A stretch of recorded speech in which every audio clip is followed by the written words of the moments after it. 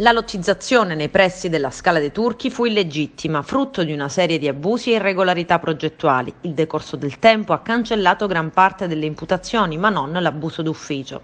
Con queste premesse, il pubblico ministero Cecilia Baravelli ha chiesto la condanna degli 8 imputati del processo sulle presunte irregolarità legate alla realizzazione del cosiddetto villaggio dei VIP, un complesso di villette a schiera bloccato sul nascere dall'inchiesta.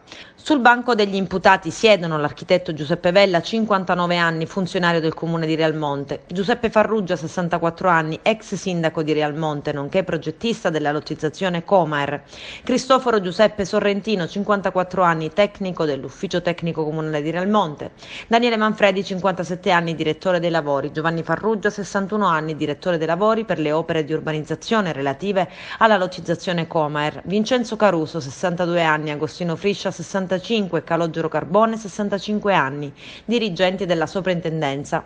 Il magistrato della procura ha chiesto la condanna a 2 anni e 2 mesi di Manfredi, accusato di abuso d'ufficio e falso, 2 anni per tutti gli altri ai quali si contesta il solo abuso d'ufficio.